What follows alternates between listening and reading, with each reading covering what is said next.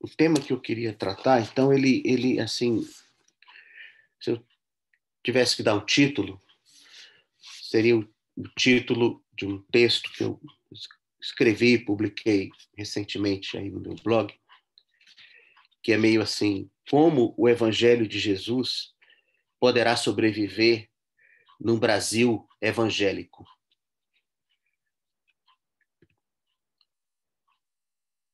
E, no final das contas, tem a ver com uma reflexão sobre quem nós somos, com a nossa identidade como discípulos, como cristãos, e qual o sentido da nossa existência.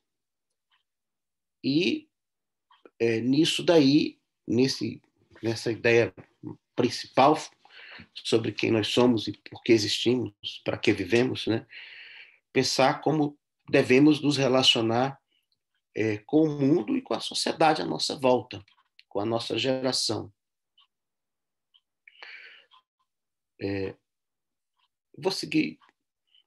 Eu vou tentar fazer uma leitura mais pastoral desse texto que eu publiquei, enfim. Mas acho que é o momento, talvez, de expressar para vocês o que eu tenho pensado sobre algumas dessas coisas em relação ao momento que o nosso país vive, quanto a esse aspecto da manifestação, da proclamação do Evangelho de Jesus no meio de um país que vai culturalmente se transformando muito nas últimas décadas. Se eu pensar do tempo da minha conversão para hoje, o Brasil mudou, como o mundo todo mudou, mas pensando aqui especificamente na nossa realidade e na nossa inserção como cristãos nessa realidade, a mudança foi e está sendo dramática. Só para dar um contexto bíblico ao que eu quero compartilhar com os irmãos, nós poderíamos iniciar meditando um pouco sobre as palavras de Jesus, no Evangelho, e especificamente no Sermão do Monte. Tenho lido, relido, meditado sobre algumas coisas nesse texto. Os irmãos que me conhecem sabem que eu, de vez em quando, tenho uma recaída. Eu já tive umas 3 ou 4 vezes e pego o Sermão do Monte e vou do começo ao fim, e, enfim. Eu tenho várias versões de estudos e pregações sobre o Sermão do Monte. Um dia, talvez, organize isso. Mas se a gente pegar ali o Sermão do Monte, Jesus, depois das bem-aventuranças, ele fala para os discípulos sobre ser sal e luz. Vocês são o sal da terra e a luz do mundo. Só essa ideia já nos traz vários pensamentos, né, sobre o que nos diferencia, ou deve nos diferenciar como discípulos em relação ao mundo. Então, já aí tem uma separação, né? Os discípulos são aqueles que estão estão sendo inseridos a quem pertence o reino dos céus. A primeira bem-aventurança já vai assim, né? Bem-aventurados os pobres de espírito, porque deles é o reino dos céus. E sal e luz tem a ver com a nossa participação, a nossa manifestação no mundo. Já compartilhei algumas vezes essa ideia, né? O sal, ele atua se integrando, participando. Você coloca o sal na panela para que ele contamine os demais alimentos. A luz atua se separando, ficando distante, colocada no lugar alto, para revelar para fora. Então, nossa participação na nossa sociedade, na nossa geração, ela vai ter sempre essa dupla dimensão. Em algum momento, devemos ser sal e participar para dar um sabor diferente. Em algum momento, temos que ser luz e nos distanciarmos para poder revelar o que está acontecendo em confronto com a palavra de Deus. E diz Jesus para que vejam as boas obras de vocês e glorifiquem o Pai que está nos céus. Então ainda temos essa missão de atuar no mundo de tal forma que as pessoas vejam em nós boas obras, vidas que refletem o amor de Deus, enfim. Então a gente tem aí assim que tem o reino dos céus, que é essa dimensão espiritual e eterna. Aliás, eu tenho meditado nisso. Nós falamos muito sobre o Evangelho do Reino e enfatizamos muito a implementação ou a manifestação do reino de Deus na Terra, né? Assim, as pessoas são chamadas a participar do reino de Deus, serem cidadãos do reino, e essa, claro que é a verdade totalmente bíblica, mas precisamos lembrar que o reino de Deus é o reino dos céus. E só que nos 3 capítulos que compõem o chamado Sermão do Monte, Jesus usa quase ou em torno de 20 vezes a expressão dos céus, ou celeste ou celestial. A expressão preferida no Evangelho de Mateus é o reino dos céus, para destacar essa dimensão da nossa vida espiritual, eterna. Aí os apóstolos exploraram isso depois. Paulo escreve: pense nas coisas do alto, não nas coisas da terra. Nós não podemos nos esquecer essa nossa vocação, nosso chamado para pertencer ao reino dos céus, para entrar no reino dos céus, ter o tesouro dos céus, enfim, o Pai Celeste, o Pai que está nos céus, e toda essa dimensão da vida como discípulos. Então, atirar os olhos do mundo, o coração do mundo, as nossas expectativas e esperanças no mundo, que, por outro lado, já aparece aí nas palavras de Jesus como fonte de oposição, de perseguição, de injúria, né? Ele fala bem: felizes os perseguidos, e sempre aquela dimensão do inimigo, do outro que nos fere a face, que nos toma a túnica, e depois essa ideia vai ficando mais clara. Jesus vai falando cada vez mais explicitamente sobre isso ao longo do seu ministério, e já no final prevenindo os discípulos em relação ao ódio, à perseguição, à rejeição, e diz: vocês não são do mundo, como eu também não sou do mundo. E cria essa nossa condição do mundo sem pertencer ao mundo, de usarmos as coisas do mundo como se não usássemos, de não amar ao mundo, mas amar a Deus. E, por outro lado, assim, e juntamente com isso, melhor dizendo, fazer discípulos. O nosso relacionamento com o mundo, poderíamos pensar: vamos viver no mundo, não pertencemos ao mundo, então vamos ficar aqui quietos, isolados, porque esperar por essa encrenca passar, e a manifestação do Senhor, e o que há a fazer é ficarmos aqui todos protegidos o máximo que pudermos, porque não somos do mundo, não temos nada a ver com o mundo, e esse mundo vai se perder mesmo, então deixa para lá. Mas Jesus nos disse, nos ordenou que fizéssemos discípulos de todas as nações. Ou seja, que nos inseríssemos nesse mundo de uma forma ativa, de participação e mesmo de missão, para alcançarmos pessoas que, como nós já estivemos uma vez nessa condição, estão pertencendo ainda, escravizadas, influenciadas, sujeitas ao mundo e ao seu príncipe, né? E interessante que o texto, Jesus fala fazer discípulos de todas as nações. Não enfatizamos muito, às vezes, esse aspecto de que Jesus está nos ordenando a fazer discípulos de todas as etnias, de todos os povos, de todas as culturas.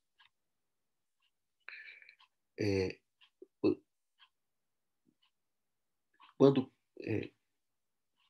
isso dá uma dimensão não só de que devemos ir lá ou alcançá-los, mas que o Evangelho precisa ser manifestado e proclamado naquela cultura, daquele povo. Tanto que em Pentecostes, logo em seguida a essa ordem de Jesus, o milagre ali, a manifestação de Deus naquelas línguas foi exatamente nesse sentido.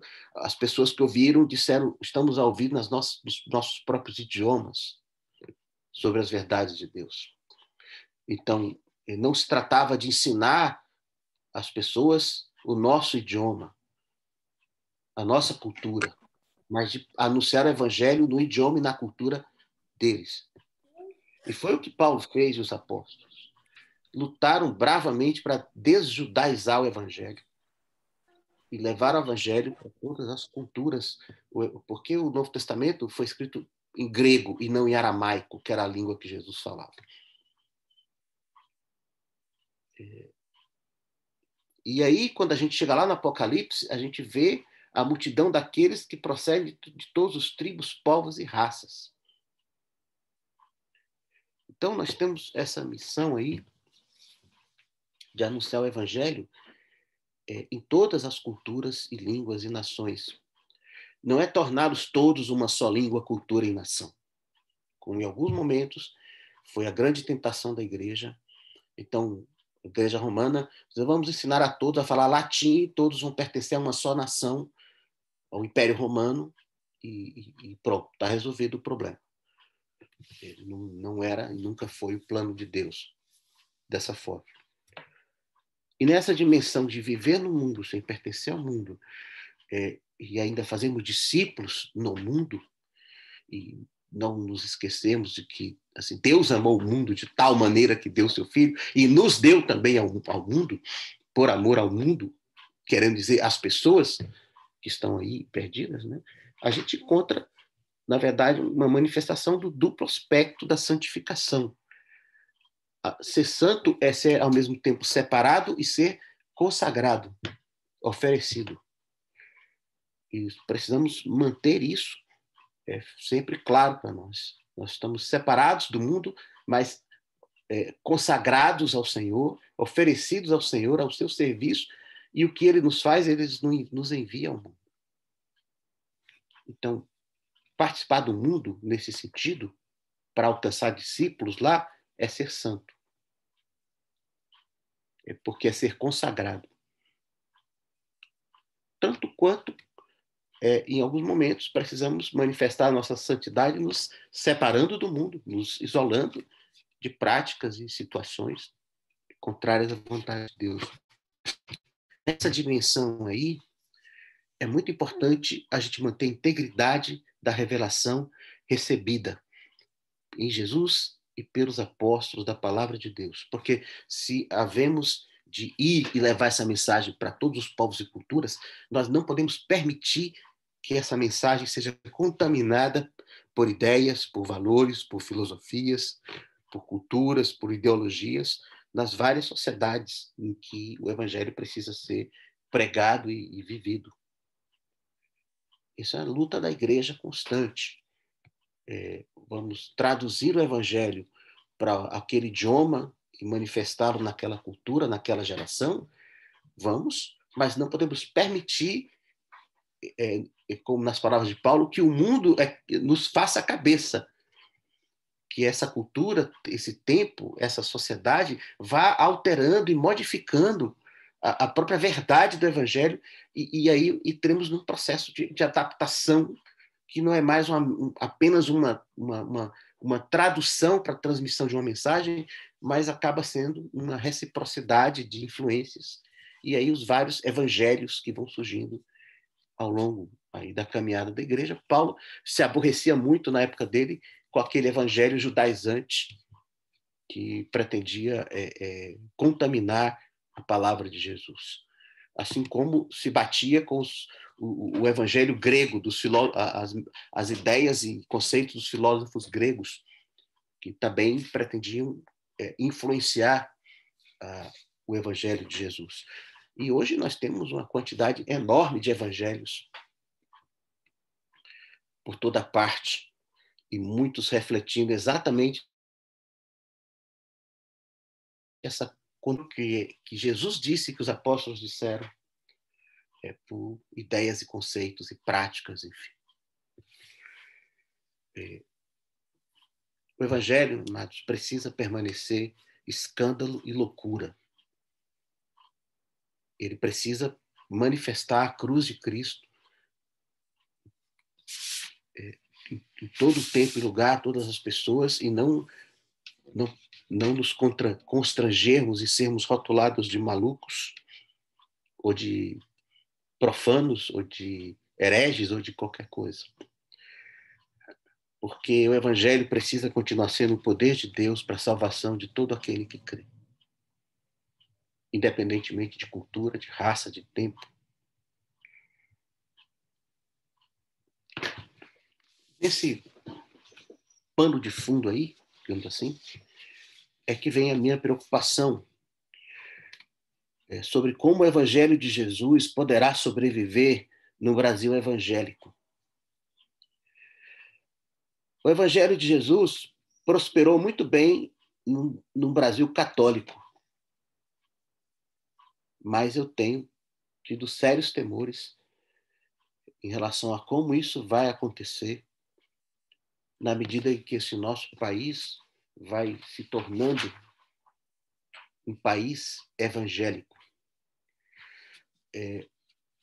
Pelas estatísticas e projeções a partir dos últimos censos e pesquisas aí de amostras de domicílios e tudo, isso já se aponta de que está provável que no próximo censo geral os evangélicos até superem os católicos na maneira como os brasileiros se identificam nesse item, como as pessoas se dizem. Esse negócio me tira o sono. Porque, amados, o meu temor é que, sim, você pode escolher um nome, evangélico, cristão, discípulo, protestante, neopentecostal, qualquer coisa. O meu temor é que, daqui mais um pouco, nenhum desses nomes, desses termos, signifique nada. Vamos pensar no termo evangélico, que é como, de modo geral, no Brasil, são identificados os cristãos que não são católicos e não são espíritas, se é que há espíritas cristãos. Evangélicos.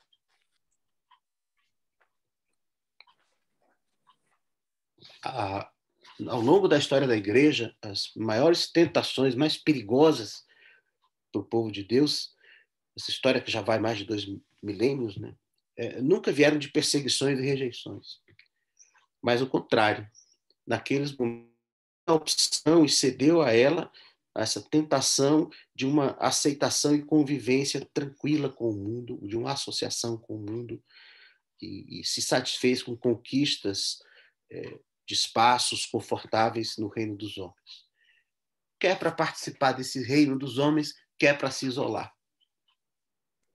Numa dimensão ou noutra, os momentos em que a igreja se sentiu confortável no mundo foram os piores momentos por evangelho, e que Deus teve que, de alguma forma, promover uma mudança e acender aquelas chamas de adoração e de fidelidade a Deus que nunca se apagaram também ao longo da história, né?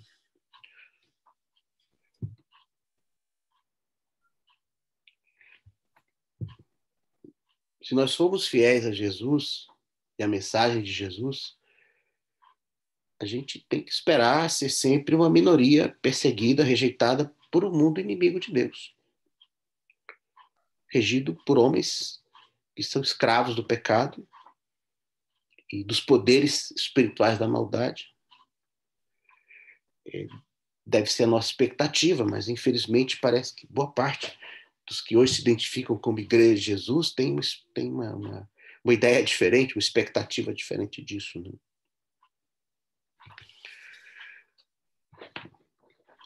Apenas assim, para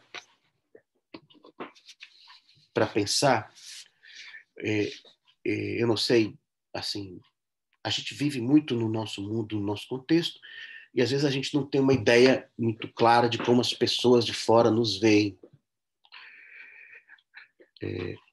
Eu, por conta da minha carreira profissional, que já se encerrou há algum tempo, e da participação por conta dessa carreira em outros círculos aí de pensamento, né? E também é o que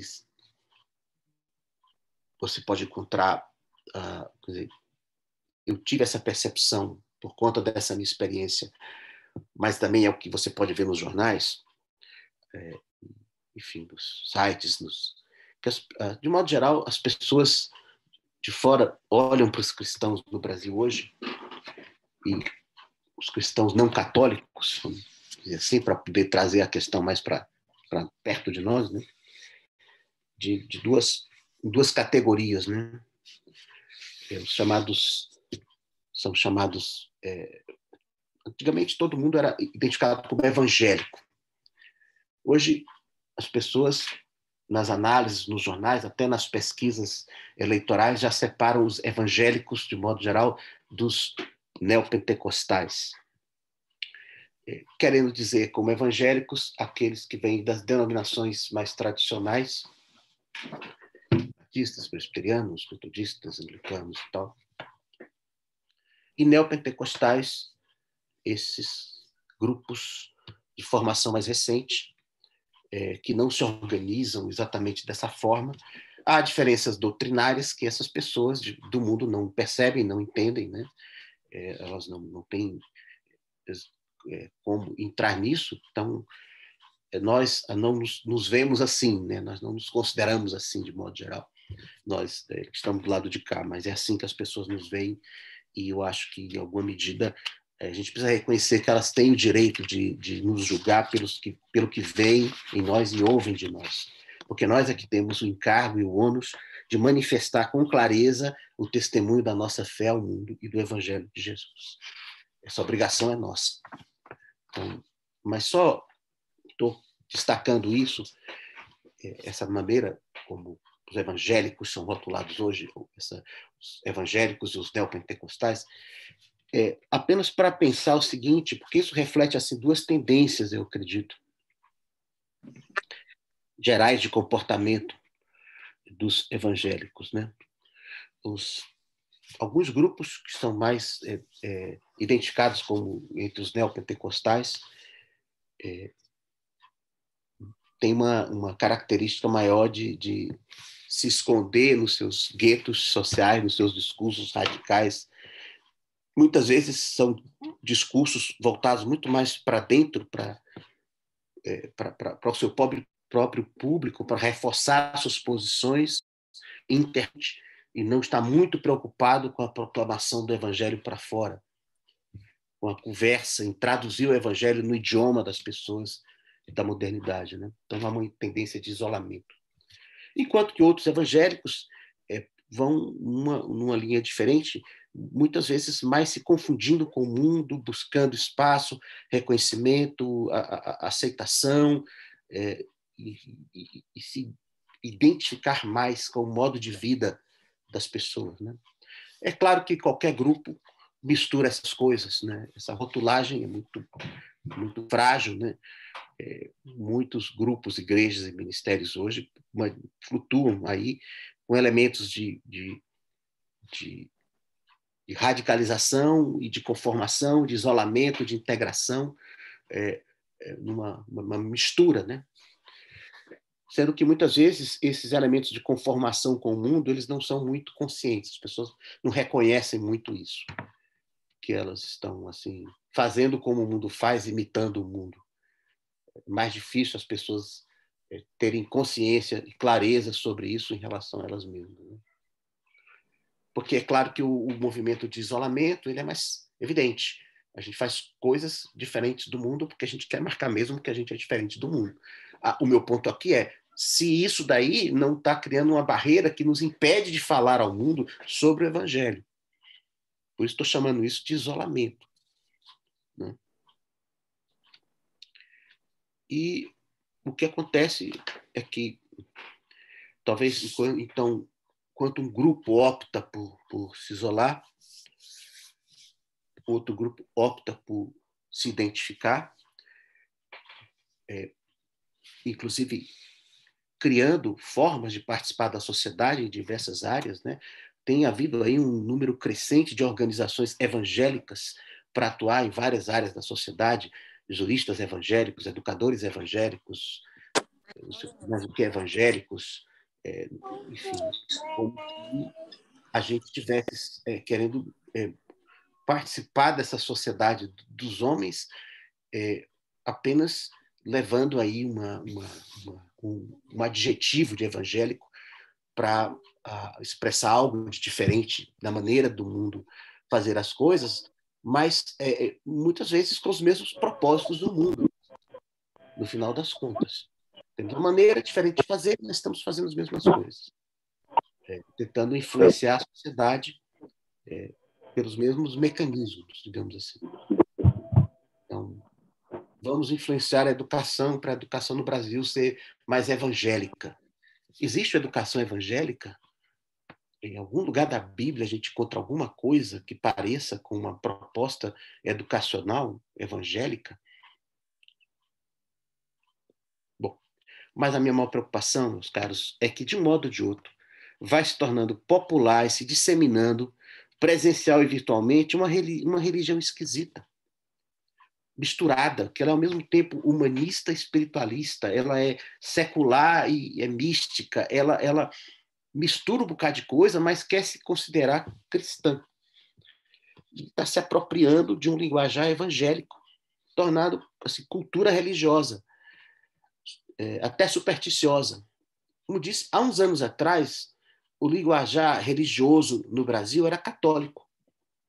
As pessoas, de modo geral, pelo menos no contexto que foi criado, a maioria das pessoas se dizia católico, usava um linguajar católico, tradicional, fazer promessa, do santo, enfim, ter merecimento para qualquer coisa, lembrando as coisas que eu via da minha avó, de família. Hoje, o linguajar religioso no Brasil está se tornando evangélico. As pessoas citam a Bíblia, versículos da Bíblia. E Deus está no comando, Deus está no controle, Deus qualquer coisa. O linguajar religioso está virando um jargão que é evangélico.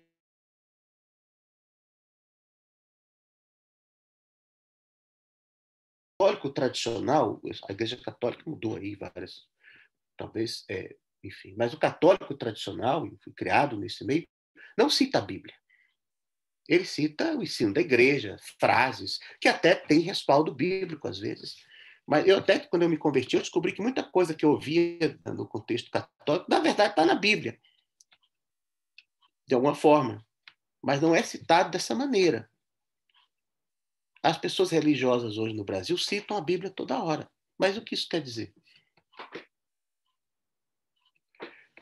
E o sucesso dessa religião misturada que está surgindo aí com o rótulo de evangélica veio justamente dessa falta de definição, dessa plasticidade, dessa adaptabilidade a diferentes verdades e propósitos, ideologias, códigos morais, virou assim um adjetivo que cola em qualquer coisa.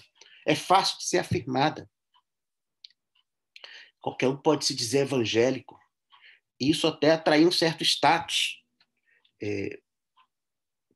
social, atrai público, seguidores, likes nas redes sociais, consagrar carreiras e projetos, porque está bonito todo mundo. As pessoas valorizam assim, não, quem tem assim uma religião, enfim, ou tem algum tipo de espiritualidade. Então vai fazendo sucesso esse negócio aí. Porque você pode assumir uma versão evangélica quase que de qualquer coisa. De estilos de vida, da política, do direito, da sociedade, né? E às vezes criando assim, teologias mesmo, criando interpretações do evangelho para poder atender a essas necessidades, como eu vi ao longo da minha vida.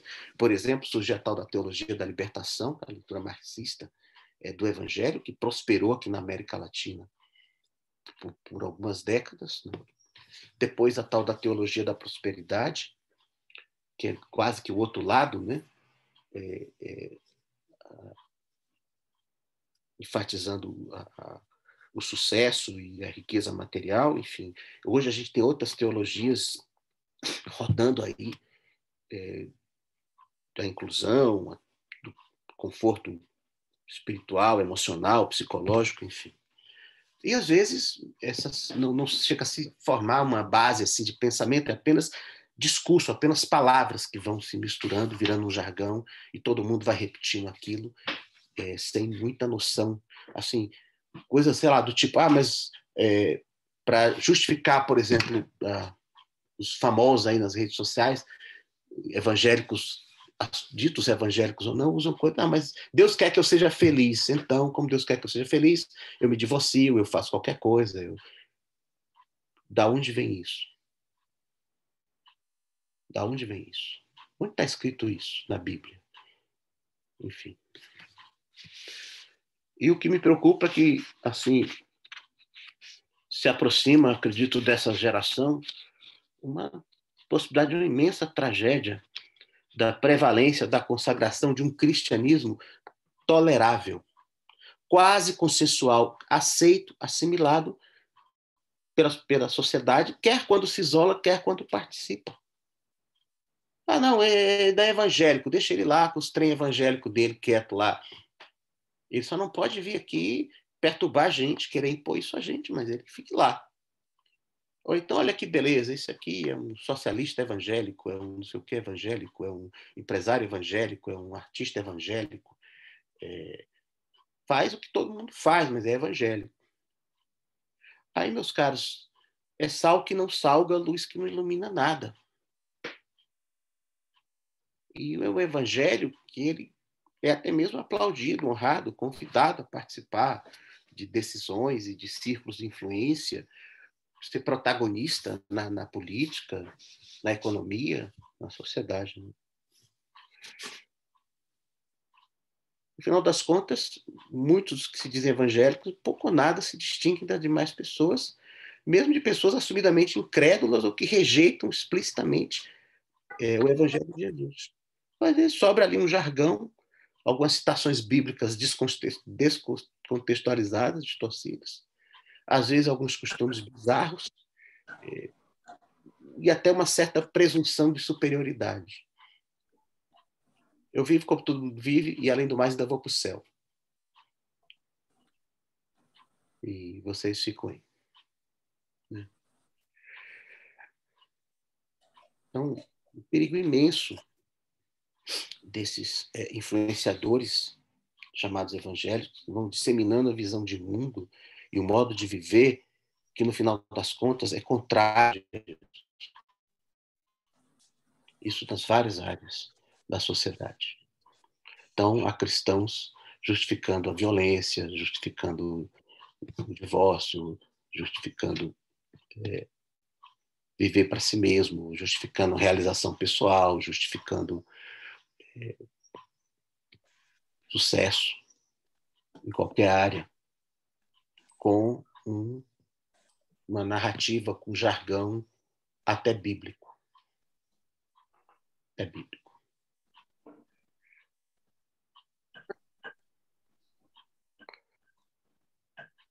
Mas, no final das contas, não se busca os mesmos alvos de sucesso, as mesmas recompensas. E as pessoas, acontece uma coisa assim, sei lá, você segue algum desses aí, influenciadores, consultores, qualquer coisa, que se dizem evangélicos numa área qualquer, de seu interesse. Beleza, sem problema. Mas a pessoa ali, ela vai transmitir um estilo de vida, uma maneira de resolver e de lidar com os problemas, que não se restringe a um determinado aspecto ali, sei lá. Você segue o cara porque ele é chefe de cozinha, ou ele ensina a construir coisas, sei lá, qualquer outra coisa. Mas ele vai transmitindo ali um estilo de vida, porque é um, sei lá, jogador de futebol, cantor, qualquer coisa. Mas ele vai transmitindo ali um estilo de vida que você assimila, que não tem a ver, no final das contas, com o Evangelho de Jesus. E isso vai assim, você vai de um para o outro, daquele camarada você vai para outro, que pensa parecido com aquele anterior, mas vai ficando cada vez mais longe do Evangelho de Jesus. E aí, no final, tem pessoas muito seguidas e admiradas por muitos irmãos que nas suas transmissões, nas suas mensagens, por exemplo, fala palavrão à vontade. E as pessoas evangélicas acham normal e bom e bonito falar palavrão, como se na Bíblia não tivesse nada sobre palavra torpe. Ridicularizam os outros. Mas você já está tão assim, dizem, pregam, por exemplo, não sei, violência. Se você, eu vi irmãos falando assim, olha, esse negócio de se diferir uma face da outra, isso é lá do Sermão do Monte, naquele tempo, não tem mais nada disso não. Hoje acabou-se. O Sermão do Monte não se aplica no Brasil hoje, porque tem que acabar com esses bandidos, tem que acabar com essas pessoas que querem destruir tudo, então agora nós vamos assumir outras estratégias aqui. O que eu estou dizendo, eu só estou dizendo que isso não é bíblico, não é o Evangelho de Jesus. Você acha que é o momento, vai fazer, não vai fazer, justifique sua ação de outra forma. Não dizendo que é uma ação cristã. E outros terrenos, né? A gente vê aí o mundo do conforto espiritual, todo mundo tem o direito ao conforto emocional, melhor dizendo, a se sentir bem, viver bem e tudo, né? Então, em nome disso, se criou toda uma abordagem que o que importa sou eu, como eu me sinto, a minha felicidade, a minha realização.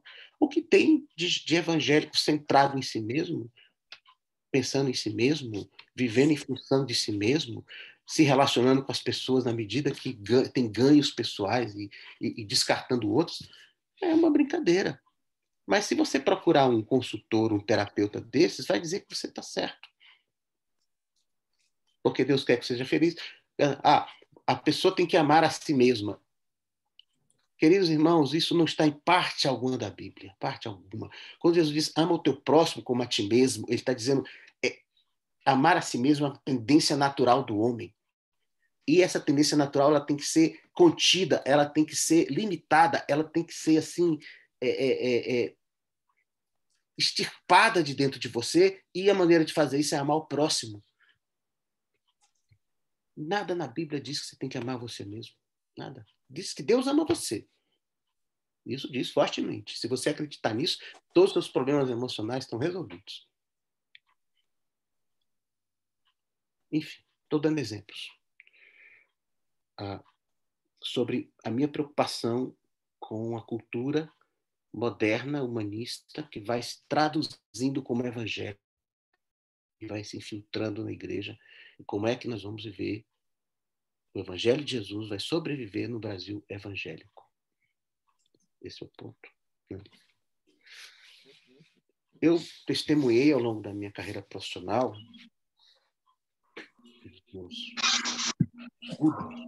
os evangélicos crescerem como força social e força política relevante, com peso cada vez maior nas eleições, ocupando espaços de poder, enfim.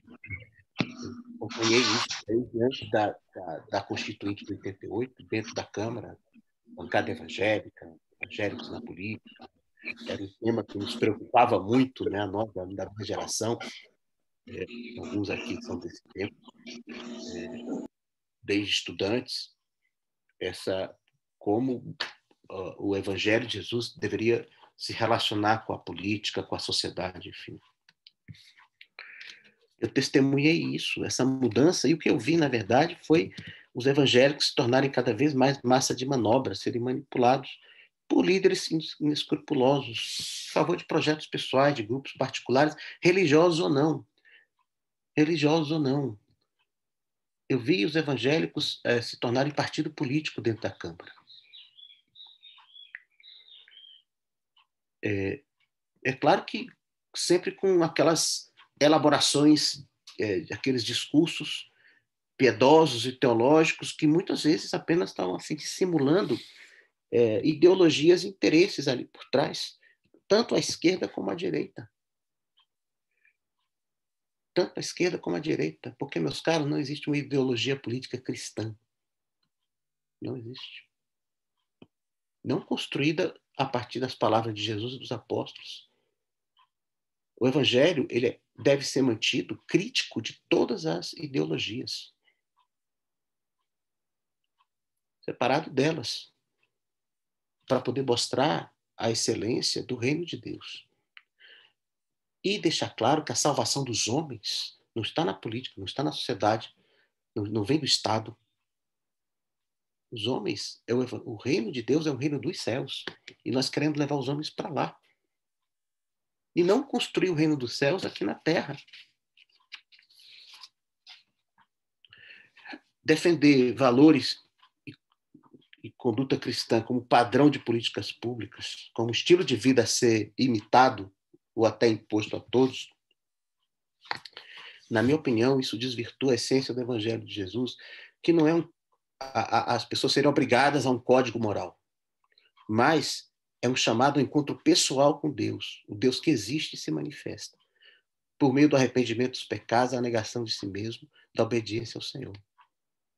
Não adianta nós queremos impor às pessoas pela lei, ou por organizações, instituições, ou pelo Estado, uma moral cristã. Isso não é pregar o Evangelho de Jesus. Não funciona dessa forma. E quando a igreja teve sucesso nisso, viveu suas piores crises, as suas piores trevas, quando se associou ao Estado para impor às pessoas uma moralidade, uma maneira de viver, um estilo de vida. Não dá certo, irmãos. Não é o Evangelho de Jesus. Não é o Evangelho de Jesus.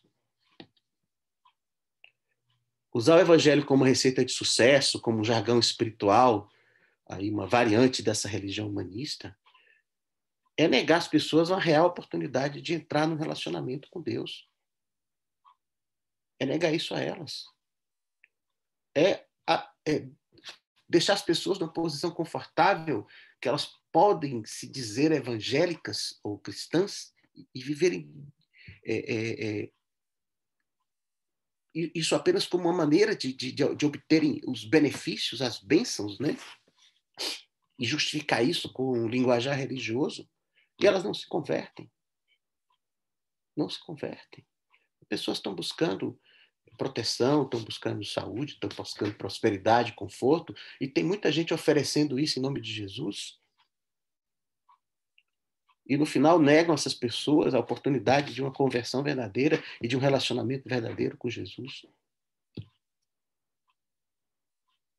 Eu acho que precisamos assim começar a ser claros sobre algumas coisas, se é que nós queremos realmente nos identificar como cristãos e viver o Evangelho de Jesus. Como penso?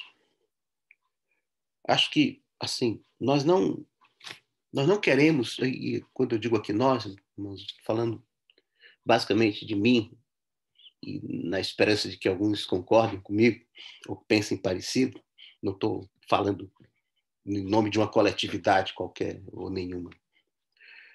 Mas como eu entendo, a partir de uma leitura da palavra,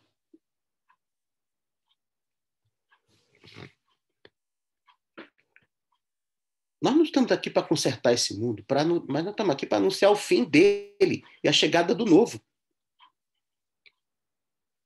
Agora, vamos nós, a igreja, trabalhar no sentido oposto ao que nós acreditamos ser, segundo a Escritura, o desfecho da história humana até a volta do Senhor? Ou vamos, por outro lado, nos eximir da tarefa de anunciar o reino de Deus até que ele venha? Não podemos fazer uma coisa nem outra. Nós não podemos oferecer às pessoas vida e conforto e prosperidade no mundo que é regido, dominado pelo pecado e pelo mal.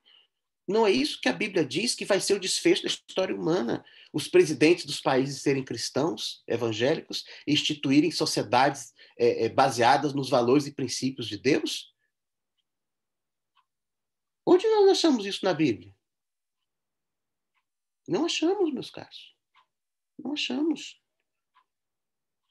Então, a nossa tarefa é manifestar o amor de Deus, que as pessoas vejam em nós boas obras, sermos bons cidadãos, e, claro, buscar influenciar as pessoas para revelar a Deus a glória de Deus, mas não assumir como nossa tarefa consertar e salvar esse mundo. Nós não queremos que as pessoas concordem conosco, que elas vivem como vivemos, que ouçam nossas músicas, que falem como nós falamos, que defendam os nossos valores e causas, comprem nossos produtos, sejam nossas seguidoras, frequentem reuniões, nos acompanhem nas redes sociais e financiem nossos projetos. Nós queremos que elas se encontrem com Deus vivo, se arrependam dos seus pecados, sejam resgatados pelo sangue de Jesus na cruz e assim encontrem sentido e valor eterno para a sua existência. Tem muita gente encantada no meio evangélico quando vai para as redes sociais e consegue angariar lá um número expressivo de seguidores, de apoiadores, sei lá eu de quê, ou quando as pessoas valorizam as coisas evangélicas, cristãs. Olha, as pessoas estão ouvindo muito música evangélica, as pessoas compram coisas evangélicas, as pessoas falam como nós, ou nos admiram de alguma forma. Esse é um caminho perigoso, meus caros, para o Evangelho de Jesus. Nós queremos, o que o Senhor quer, que elas se encontrem com Ele, que se arrependam dos seus pecados. O Senhor quer que nos preparemos para sermos perseguidos, rejeitados, quanto mais o tempo da vinda dele se aproxima. E nós vamos agora estar lutando para sermos aceitos, considerados, ouvidos, honrados, convidados para irmos aos palácios e influenciarmos as coisas da sociedade. É isso que nos importa.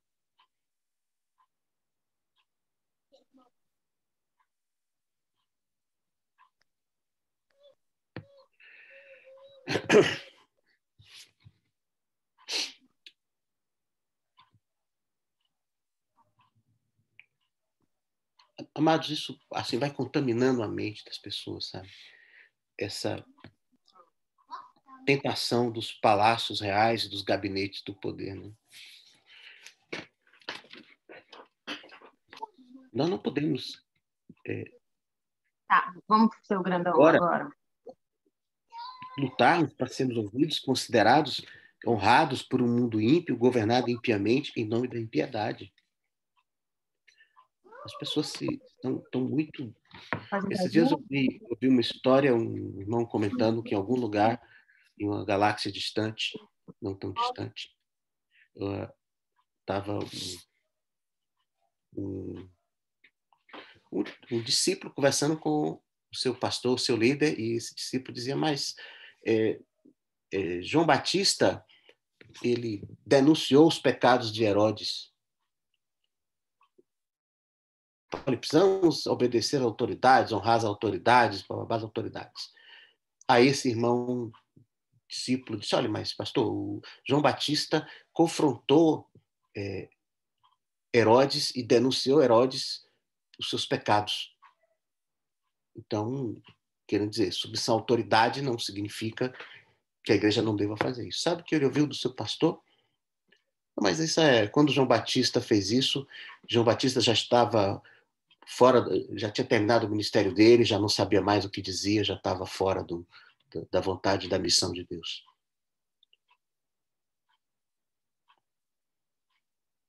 É impressionante isso, não é?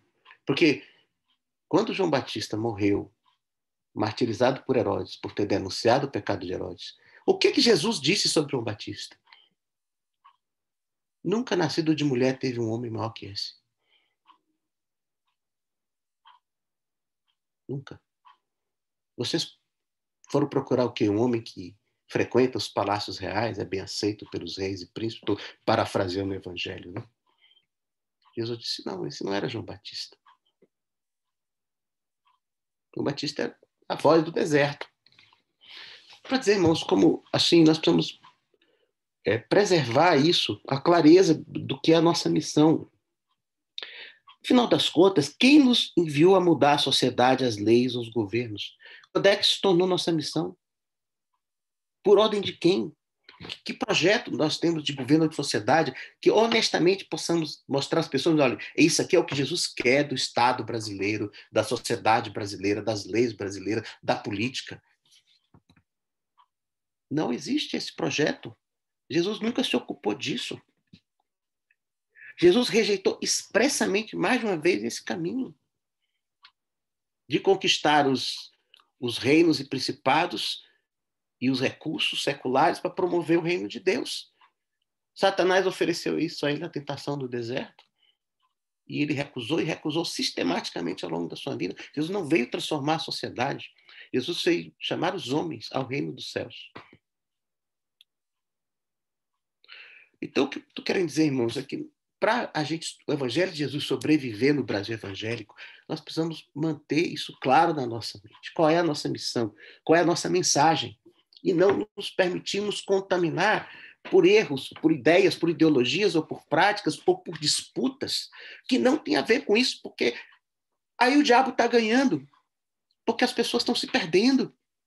A igreja está discutindo outras coisas, outros temas, debatendo outros aspectos da sociedade e está se esquecendo de anunciar o Evangelho de Jesus, ou porque está se isolando, ou porque está se acomodando. Amados, que as pessoas nos rejeitem, nos odeiem, nos persigam por causa do escândalo da cruz. Não por nossas opiniões e posicionamentos em questões que não têm nada a ver com a proclamação do reino. Tem a ver com política, com moralidade, com ideologias, com pandemia, com sei lá o quê, mas não tem a ver com o reino.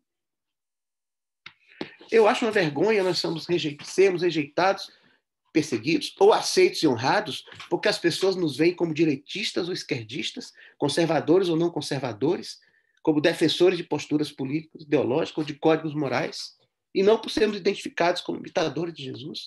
Isso é uma vergonha para o Evangelho. É uma vergonha para o Evangelho. Não temos que ser aceitos nem rejeitados por causa dessas coisas.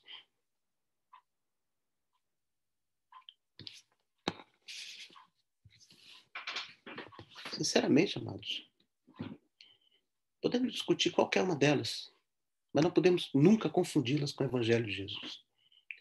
E que a nossa missão não é fazer valer o nosso ponto de vista, nossa opinião, nossa posição sobre qualquer uma dessas questões aí e outras.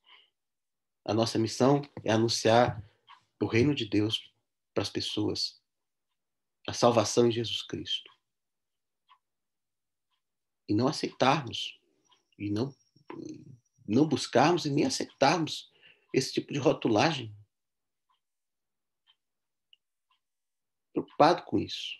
Isso me pesa. Nós não podemos ser prisioneiros das utopias humanistas, né?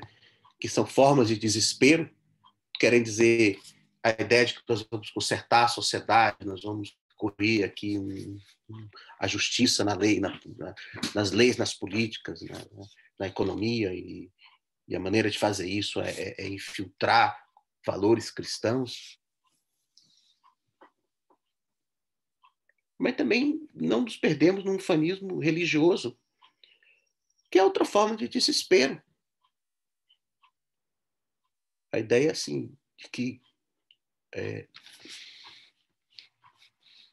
a nossa fé nos levará sempre ao bem-estar e à prosperidade e ao conforto e à destruição dos nossos inimigos, e, enfim. A fé deve nos levar a participar de uma realidade total, que integra o humano, o natural, o espiritual, o invisível, o visível, o tempo, a eternidade.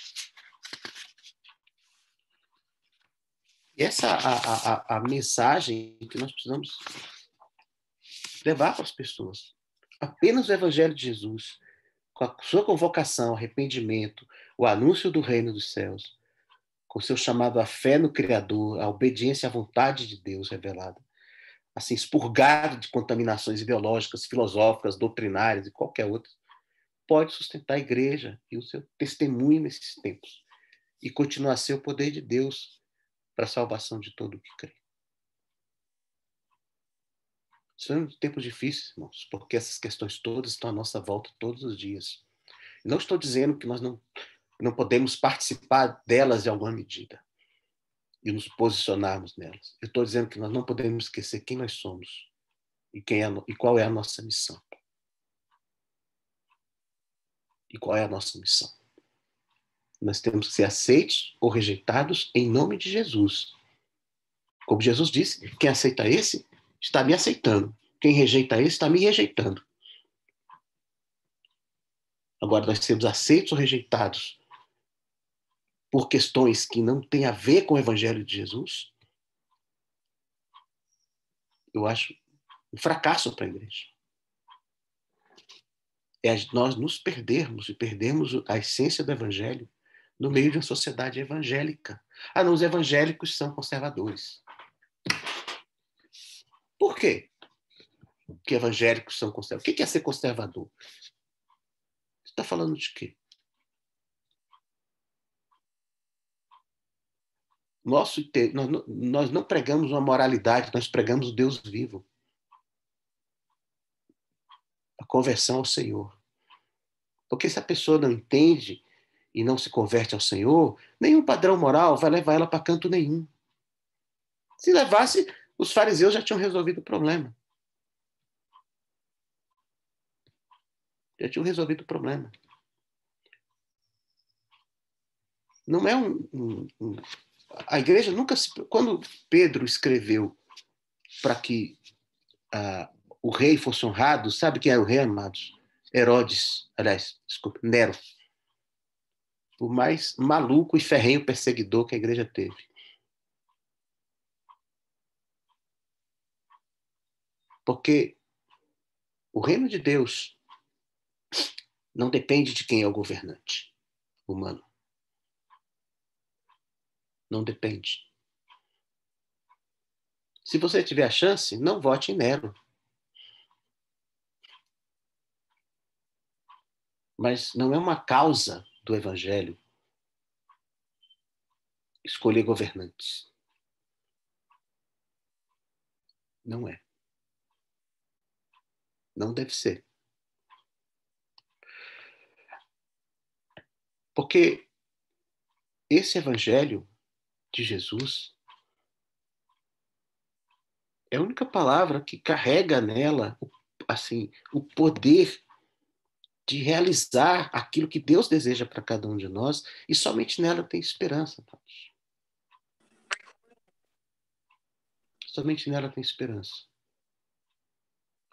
Eu penso que esse é o momento que nós precisamos voltar assim a fundamentos da nossa fé, ler o Evangelho, as palavras de Jesus, não nos dividirmos, não dividirmos o corpo de Cristo por conta de questões que não têm a ver com a morte de Jesus na cruz. Não tem a ver com isso. Torna um é a participação nele. Não podemos permitir isso. Nem para dentro, nem para fora. Que nós nos percamos na nossa identidade como cristãos e como igreja de Jesus, confundidos por questões aí e rotulagens, outras, e nos percamos na nossa proclamação do reino de Deus.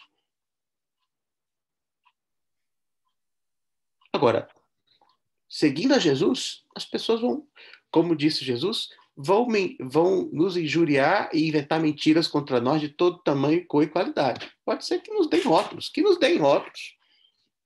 se quiserem. Isso aí faz parte. E a pessoa olhe para mim e diga, é conservador, não é conservador, é fundamentalista, não é fundamentalista.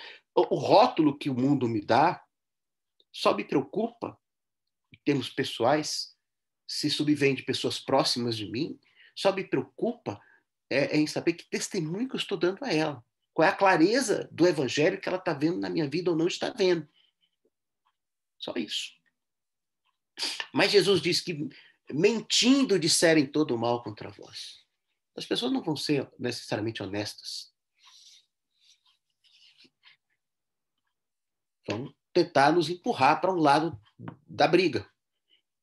Vão tentar nos forçar a entrarmos num combate que não é o nosso.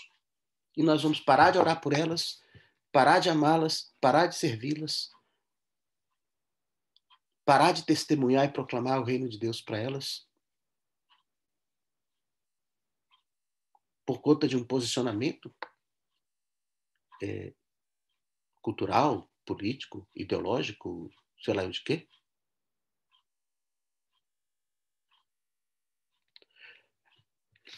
queria pedir a vocês, caso tenham assim, questionamentos, dúvidas sobre essas coisas, que, por favor, falem comigo. Eu sei que pode ser que algumas coisas que disse aqui causem alguma perplexidade a alguns.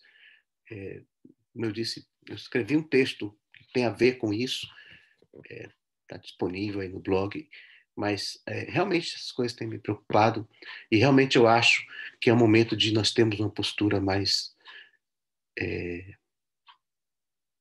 cristã, no sentido assim estrito, mais bíblica, mais focada naquilo que é o nosso chamado e a nossa vocação.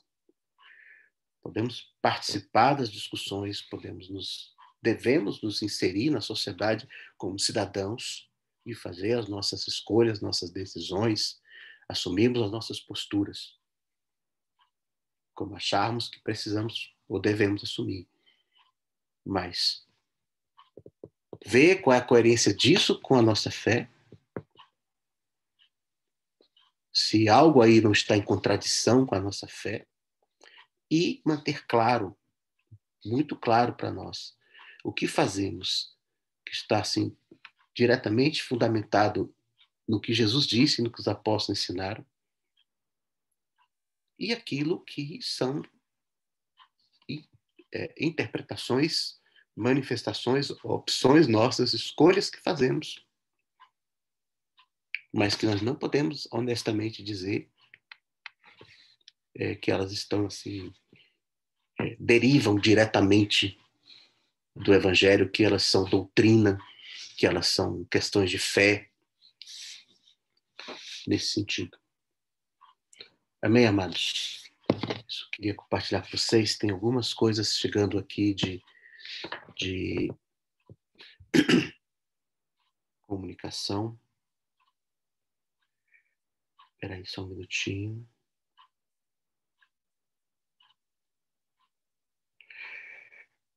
É bom, ainda sobre aquela questão do Dudu, do pós-cirúrgico, né? Aquilo que tínhamos alguém já falado, que ele está em recuperação, mas tem essa questão da pressão dele que precisa melhorar. Então vamos orar esses dias aí pelo Dudu. Amém?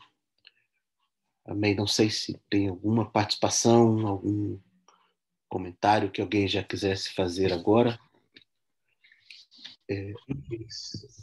Fernando, Tati. Dá para ouvir? Quem está falando? Oi, Tati, Tatiana. oi. Não, só um detalhe que eu estava lembrando aqui de como as coisas estão complicadas nesse sentido que você tem falado.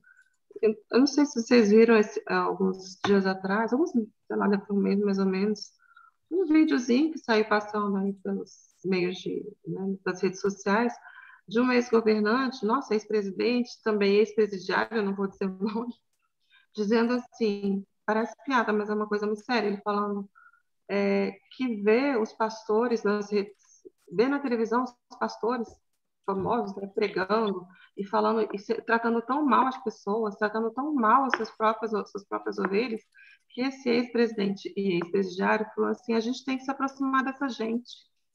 Inclusive, eu estou pensando até em ser pastor, porque eles tratam muito mal as pessoas. A gente vê na televisão gritando e berrando, aquela coisa horrível. Agora, esse ex-governante, ex-presidiário, falando: não vamos nos aproximar dessa gente. A que ponto chegamos? Não, não assim falando da geopolítica, não, mas que testemunho, né, que os evangélicos estão dando. O que está saindo na televisão? O que está aparecendo, né? É uma coisa muito estranha a gente escutar essas coisas. Eu, pelo menos, a gente ficou meio assim, chocado, meu Deus. Está tudo misturado. É isso. É, então, o discurso está sendo apropriado por qualquer um, né? E eu acho horrível quando as pessoas têm alguma razão nas suas críticas. Eu vi na Câmara, muitas vezes, assim, no início, os deputados evangélicos, eles tinham uma conduta assim muito fácil de identificar na postura, no jeito de falar, no comportamento. Estou dizendo que todos eram ótimos, santos e puros e bons, não. Mas depois, ao longo dos anos, eu vi casos na Câmara, assim, deputado evangélico, conhecido e reconhecido pelos servidores da Câmara pela maneira estúpida, grosseira com que tratava as pessoas. Era assim, evangélicos falando palavrão, xingando, ameaçando, e evangélicos, se dizendo evangélicos. Então, esse um caso que eu lembro, a tal ponto que um dia esse determinado deputado evangélico, ele fez uma grosseria lá com alguém na portaria da Câmara, tomou um supapo lá do, do segurança e todo mundo bateu palma para o segurança. Então, é uma vergonha para o evangelho. Assim, perder o centro. Jesus mandou amar as pessoas, ser manso e humilde. Mas aí, porque política não pode ser manso e humilde? Está liberado disso? Porque você tem um projeto para pôr para frente um ministério, um espaço nas redes sociais que você quer conquistar, você acha que pode injuriar as pessoas, ridicularizar as pessoas publicamente? Vale isso? Sim. Então, as pessoas vão se perdendo no discurso e na vida. E na vida. Esses dias, eu falei com alguns, uma cantora evangélica gospel, cujo nome eu não me lembro, mas deve ser famosa, mas eu não conheci ela antes, não vou conhecer depois, enfim, mas é dessas que tem. Se casou com um jogador de futebol. Eu só soube da notícia por isso, porque era um jogador do Flamengo. Né? Enfim, casamento evangélico gospel lindo. Durou 2 meses, mas foi também um divórcio evangélico gospel. Porque foi a vontade de Deus que eles fossem felizes. Então durou 2 meses o casamento. O mundo acha isso lindo, ótimo. Todo mundo bate palma. Todo mundo bate palma para isso. Inclusive muitos que se dizem evangélicos. Diga aí, Horácio. É, só algo para que eu tenho meditado e convido à meditação. Eu não tenho. Comecei a querer entender um pedacinho do que eu vou mencionar agora, mas literalmente começar a entender um pedacinho. Paulo diz que ele participava das aflições de Cristo. E Pedro, na carta dele, também diz que nós também temos essa vocação de participarmos das aflições de Cristo. E, o que eu entendi, porque nós participarmos de qualquer aflição não paga pecado nenhum nosso, nós sabemos disso. Então qual pode ser o sentido disso, né? Mas aí eu entendi o seguinte, as aflições de Cristo, as quais eu sou chamado a participar, basicamente é a rejeição, é o vitupério, é ser escarnecido pelo mundo, como Jesus foi, como ele foi rejeitado pelo seu povo, pelos seus governantes. Ele foi rejeitado. E isso doeu nele, em um dado momento, até pela família. Parece que os irmãos dele depois se emendaram, isso é outra história. Mas aí eu entendi que, nesse sentido, eu também sou chamado a participar das aflições de Cristo. Se o mundo humilhou Jesus, o rejeitou, o escarneceu, zombou dele, eu também. Eu também. Mas por causa dele. Não por qualquer outra coisa aí, né? Só deixar essa pitadinha aí, porque me parece que nós temos essa vocação, e de novo, não para pagar pecado, isso aí nós sabemos como é que paga pecado. Mas, e aí, eu aceito ser rejeitado como Jesus? Ou isso é escândalo para mim? Quando o mundo me ridiculariza, me rotula, me chama disso e daquilo, cara, e aí? Pô, cara, você não acredita na teoria da evolução, você é um idiota anticientífico. Tá, você me deu o rolo que você quiser, mas que esse mundo foi criado, foi. Pronto. Não, só deixar essa Amém. pitadinha aí, porque eu estou meditando nisso, é capaz daqui para esses próximos dias eu mandar um texto sobre isso. Nós saímos ao encontro de Jesus fora do arraial para participar do vitupério dele, que é outra palavra complicada aí, né? Mas é isso, então tá. Se é assim, então que seja. É só isso, para dar uma pitadinha aí. Eu acho, Horácio, que é isso, assim, nós como cristãos precisamos estar preparados para isso. Jesus disse muitas vezes, a sermos rejeitados, odiados, mas por causa dele. Então, é muito bom quando as pessoas nos elogiam e nos honram, até por sermos cristãos.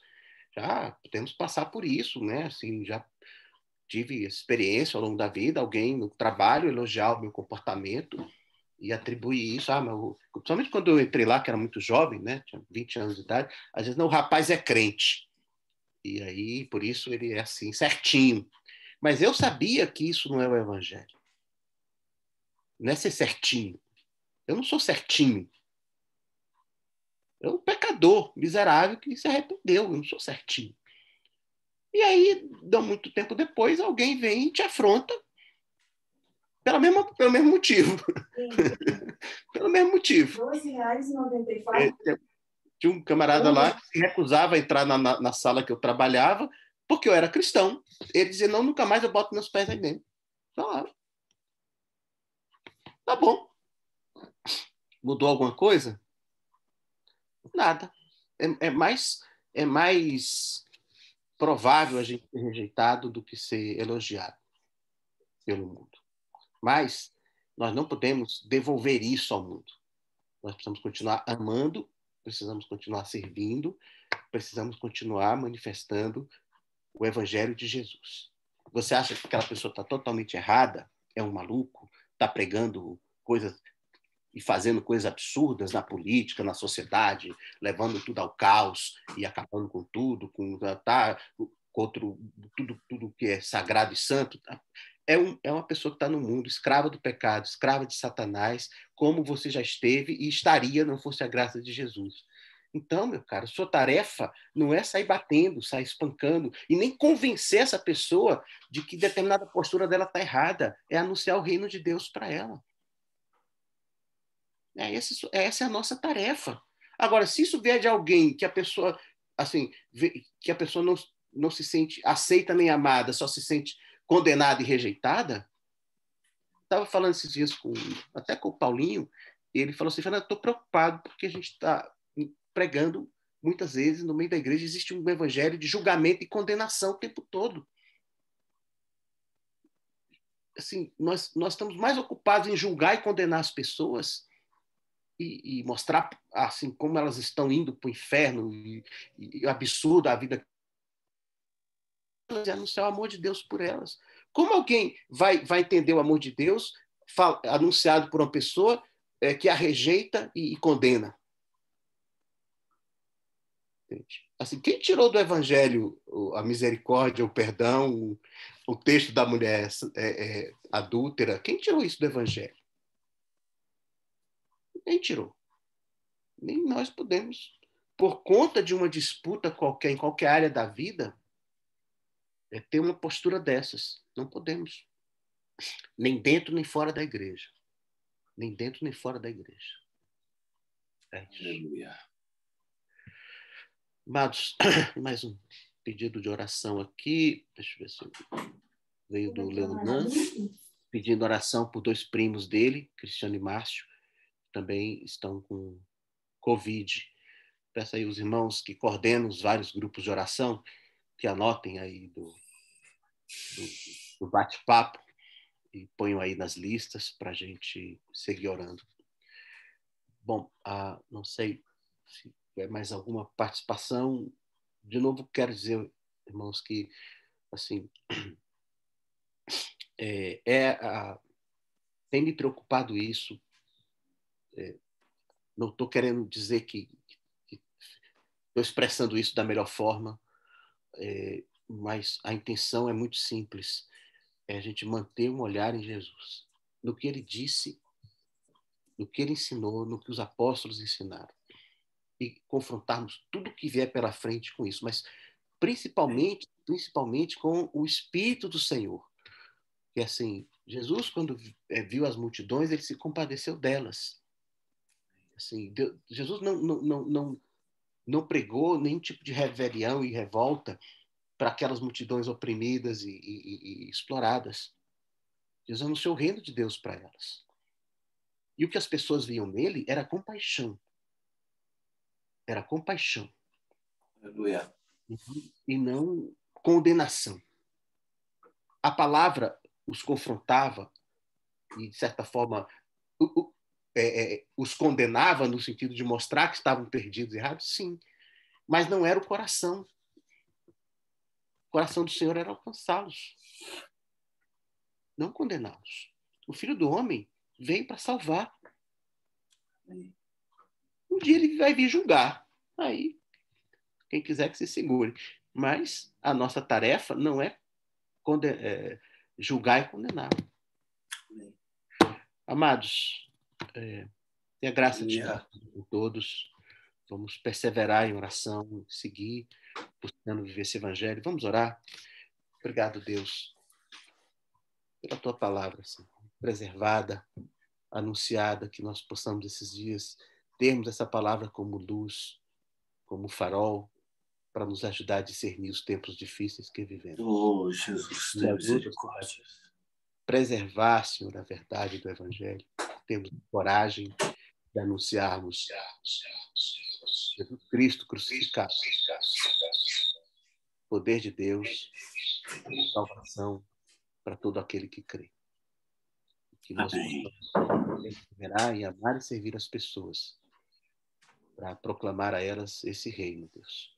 Que a tua igreja, Senhor, não se perca, não se confunda, não se misture nesses dias, Deus. Que a tua igreja consiga separar claramente o que pertence ao Senhor e ao seu reino das lutas da sociedade, dos homens, do qual participamos. Oh, Jesus.